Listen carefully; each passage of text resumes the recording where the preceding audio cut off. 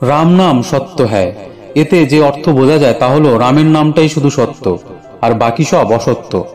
তার মর্মার্থকে আস্তার্থক বা ন্যস্তার্থক দুই ধরনের ব্যাখ্যা করা যায়। আস্তার্থক অর্থাৎ রাম ভিন্ন অন্য কোনো সত্য নেই। নাস্তার্থক রামের নামটাই শুধু সত্য, বাকি সব ঘটনা যেমন রাবণবধ, বনবাস এসব অসত্য। কিন্তু আসলে এই বাক্যটি যে কথাটি বোঝাতে চাইছে তা হলো রামের অপর নাম সত্য। আবার রামের র অর্থাৎ আলো, ম অর্থাৎ আমার। রাম শব্দের অর্থ আমার মধ্যে আলো বা আমার হৃদয়ে আলো।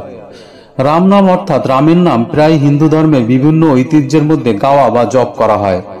মহাভারতে ভগবান শিবের দ্বারা বলা হয়েছে যে যখন রামের নাম 3 বার উচ্চারণ করা হয় তখন এটি ঈশ্বরের অন্যান্য নামগুলো 1000 বার উচ্চারণ করার মতোই উত্তম। শ্মশানে মৃতদেহ নিয়ে যাওয়ার সময় আমরা সাধারণত রাম নাম সত্য হ্যায় উচ্চারণ করতে শুনি।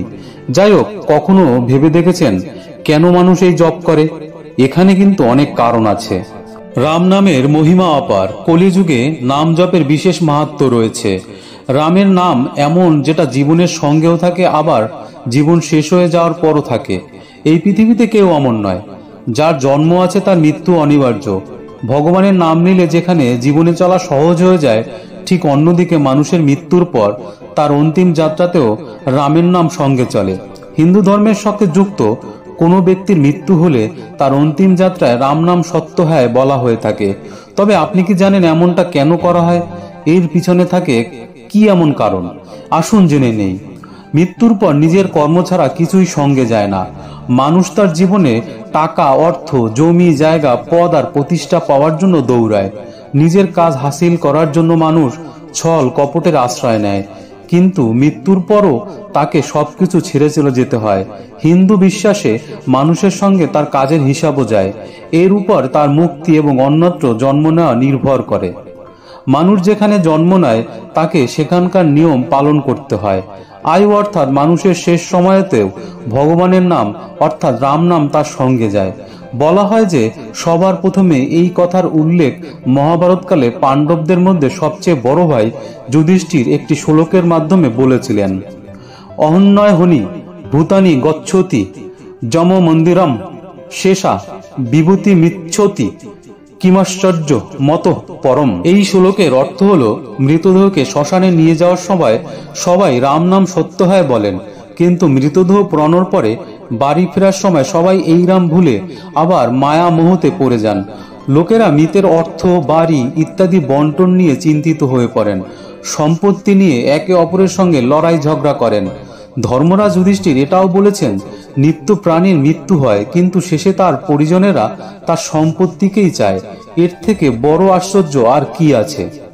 পৌরাণিক কাহিনী অনুসারে একবার যক্ষ যুধিষ্ঠিরকে জিজ্ঞাসা করেছিলেন যে আপনি পৃথিবীতে সবচেয়ে আশ্চর্যজনক জিনিস কি দেখেছেন। আপনি যদি এর সঠিক উত্তর দেন তবে আপনার ভাইরা বেঁচে থাকবে, অন্যথায় সবাই মৃত থাকবে। এমনিভাবে জবাবে যুধিষ্ঠির বলেন, যক্ষ মহারাজ, আমি পৃথিবীতে সব থেকে অদ্ভুত যে জিনিস দেখেছি তা হলো শ্মশান। রাম নাম সত্য হ্যায়, সত্য বলো মুক্তি হ্যায় বলার অর্থ মৃতদেহকে শোনানোর জন্য নয়, বরং অন্ত্যেষ্টিক্রিয়ায় পরিবারের সদস্য, বন্ধু এবং পথ দিয়ে যাওয়া লোকেদেরকে বোঝানোর জন্য যে জীবনের পরও শুধু রামের নামই সত্য, বাকি সব বৃথা। একদিন সবকিছু এখানে রেখে চলে যেতে হবে, শুধুমাত্র আমাদের কর্ম যাবে আমাদের সঙ্গে। আত্মা গতি পাবে কেবল শুধুমাত্র রাম নামের মাধ্যমে। কারো মৃত্যু হলে রামের নাম নেওয়া হয়, এর অর্থ হলো ওই জীব মুক্তি পেয়ে গিয়েছে, আত্মা সংসার চক্র থেকে মুক্ত হয়ে গিয়েছে। রাম নামের আরো একটি অর্থ হলো যে আত্মা সবকিছু ছেড়ে ঈশ্বরের কাছে চলে গিয়েছে। এটা চূড়ান্ত সত্য। হিন্দু শাস্ত্র অনুসারে রাম নাম সত্য হয় একটি বীজপত্র। রামের নাম জপ করে কেউ মন্দ কাজ থেকে মুক্তি পায়। কিছু লোক বিশ্বাস করে যে এটি জপ করলে মৃতের পরিবারের সদস্যরা মানসিক শান্তি পায়। এই সময় রাম নাম সত্য হয় শুনলে তিনি উপলব্ধি করতে পারেন যে এই সংসার ব্যর্থ। রাম নাম সত্য হয় এর অর্থ হলো সত্য হলো ভগবান শ্রীরামের নাম। এখানে রাম মানে বৃহমাত্মাম অর্থাৎ পরম শক্তির প্রকাশ। সাধারণত যে মৃতদেহ শূন্য বা নিঃশ্বাস থাকে না তার কোনো অস্তিত্ব বা অর্থ থাকে না, তবে আত্মা যখন বৃহমাত্মামের সাথে যুক্ত হয় তখন এর অর্থ হয়। এই জপ করে আমরা সবকিছু ভগবানের উপর ছেড়ে দিচ্ছি, কারণ এটাই চরম সত্য। এই জপ আমাদের উপলব্ধি করায় যে পৃথিবীতে যা আসে তা সবকিছু চলে যায়, প্রভু ছাড়া সবই মায়া। হিন্দু শাস্ত্র অনুসারে রা এবং মা হলো বেজ অক্ষর, যা মন্দ এবং অশুভ চিন্তাভাবনাকে দূরে সরিয়ে দিতে সাহায্য করে। রামা উচ্চারণ করা একজনকে অশুভ থেকে দূরে রাখে। এই শব্দের উচ্চারণ শুধুমাত্র খারাপ প্রবণতা দূর করবে না, বরং মৃতকে তার খারাপ কাজ থেকে মুক্তি দেবে। কেউ কেউ বিশ্বাস করেন যে এই মন্ত্রটি মৃতদের আত্মীয়দের সাহায্য করে। সাধারণত প্রিয়জনের মৃত্যুর পর মানুষ বেশ হতাশাগ্রস্ত হয়ে পড়ে। এই মন্ত্রের উচ্চারণ মানুষকে হতাশাজনক অবস্থা থেকে বেরিয়ে আসতে সাহায্য করে, কারণ তারা ঐশ্বরিক বিশ্বাস গড়ে তুলতে পারে এবং ক্ষণস্থায়ী জগতের সাথে সম্পর্ক স্থাপন করতে পারে। ধন্যবাদ সকলকে।